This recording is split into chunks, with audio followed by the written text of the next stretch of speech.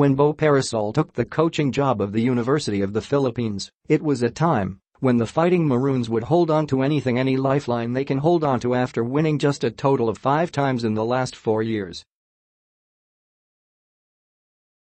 So the improvements came when Perasol came along. In his first year he matched the total win output of his alma mater over the last 4 years. The year after, they took home 6 wins much to the delight of the UP community. Then, bright Akhuetie came along, Juan Gomez de Liano continued to show promise and Paul Desiderio decided to stay for one more year for season 81.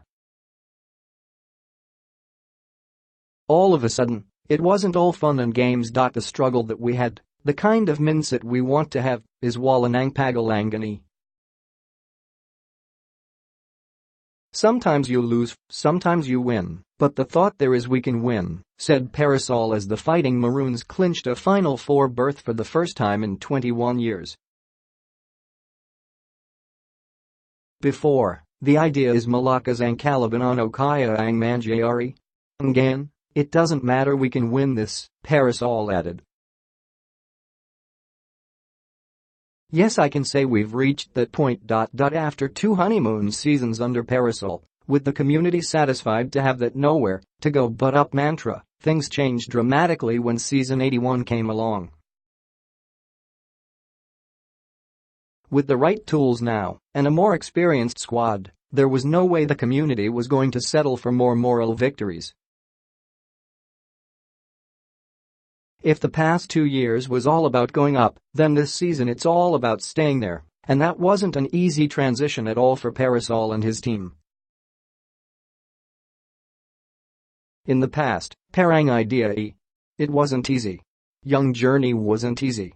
Sometimes, you doubt yourself, but I have to be an example of confidence, Perasol explained.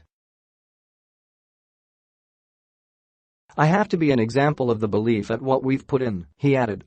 We're just human beings, mararamdam and natin pressure, but you need to go through that para ma-achieve mo yung gusto mo. Perasol would be the first to admit that he felt that. He knows what it feels to go through the pressure cooker, to be under the watchful eyes of the community as the losses piled up early on.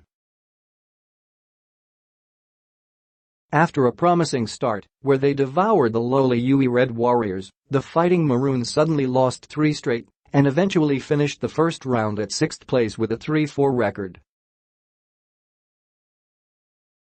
And as frustrations continued to pile up, there was a time when Perasol felt like he wasn't the right person to lead this team. Pag naririnig niyo akong sumisigadun, I wanted to leave them kasi parang iniisip ko, is this worth it? Perasol shared. If I keep on pushing you then you aren't responding, I have an obligation to the community na. If I'm not effective as your leader, then I might as well step down, he added.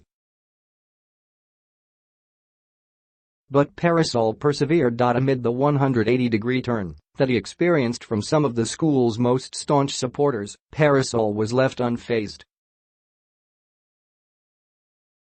He knows that he has to win it, not because there's pressure on himself to perform, but because he's seen his school suffer for the longest time, and he knows that he can do something about it with a win.